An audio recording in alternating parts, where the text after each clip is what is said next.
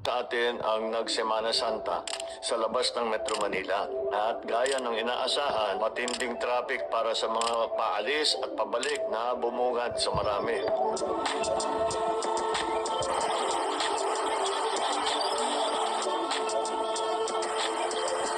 Traffic ang isa sa pinakamatindi nating problema dito sa bansa. Nakakalungkot man, ay isa na itong bahagi ng pamumuhay ng bawat Pilipino at hindi rin natin mapagkaila na tanyag o notorious na sa buong mundo ang traffic dito sa Pilipinas.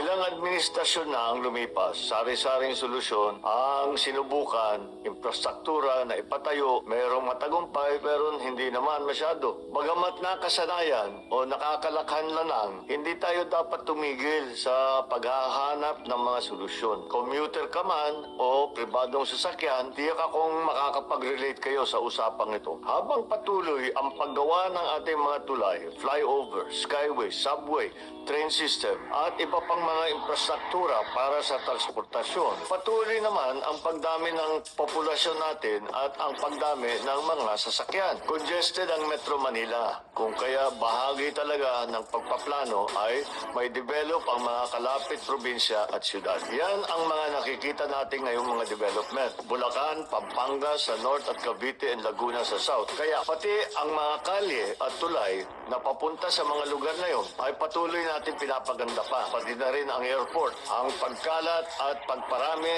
ng mga oportunidad sa labas ng Metro Maynila ay tiyak namang makakatulong sa lagay ng trapiko. Ngunit hindi ito agarang solusyon. Malalaking proyekto ito mga ito. Kaya naman, dapat natin isipin na hindi bukas na natin mararamdaman ito. Dahil malaki talaga yung scale at kuminsan pa nga, nakakaabala pa doon sa mga traffic na yon. Kaya pagtsagaan nyo lang. Pero pagka nabuo na yan, asahan ninyo, gaganda ang sitwasyon natin.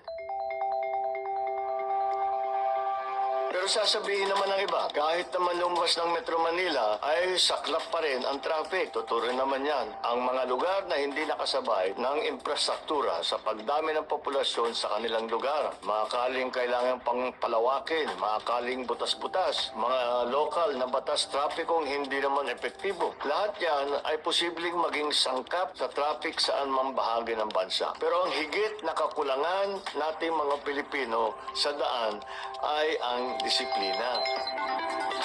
Dapat susunod tayo sa traffic rules para tayong mauubusan lagi ng kalye. May bago mang kalye, kung luma pa rin ang ugali pa rin natin, wala rin. Ang pagbibigayan sa daan ay kailangan pa natin ipaalala sa bawat isa. Sa ating mga sarili, ang bagong Pilipino ay disiplinado sa kalye, sumusunod sa batas trapiko, nagbibigay sa kapwa, at higit sa lahat, hindi naghahari-harian sa daan. At kapag nakapagbigayan naman tayo, pag pinagbigyan ka, mag-thank you ka lang. Pinadaan ka, mag-thank you ka. Kumaway ka lang ng konti, malaking bagay yan. Pagka ginawa ninyo yun, masasanay tayo sa ganyan. At magbibigayan, siguro mas magandang bigayan pagka ganun. Pag nagte-thank you man lang ng konti. Yan ang kailangan simulan sa aming hanay ng mga nasa gobyerno. Ang pag-aabuso at pagbabaliwala sa batas trapiko ay hindi pribilehiyo ng kasama sa sinumpaan naming mga lingkod bayan. Pangungunahan ng pamahalaan at lahat ng mga ahensya nito ang pagiging disiplinado sa ating mga lansangan.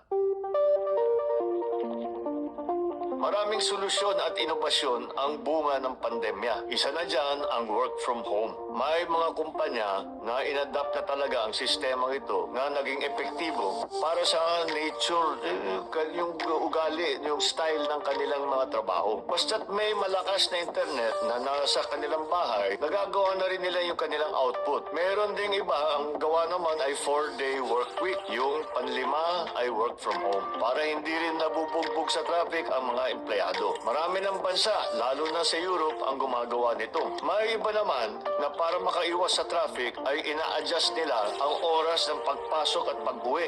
ng kanilang mga empleyado para hindi kasabay ng tinatawag na rush hour. Lahat ng ito ay magandang mga solusyon at maaaring makatulong sa sitwasyon ng traffic natin. Sa susunod na mga araw ay tatalakayin pa natin na mas detalyado itong kasama ng iba't ibang ahensya at LGUs. Abangan ninyo at makikilahok rin kayo kahit sa comment section para malaman namin ang iba niyong mga idea at naiisip ninyo. Ang bagong Pilipino ay sumasabay sa pagbabago ng panahon at hindi nauubusan ng mga solusyon at inobasyon. Higit sa lahat, ang bagong Pilipino ay disiplinado, kaya't makibahagi tayo sa paglutas ng suliraning ito.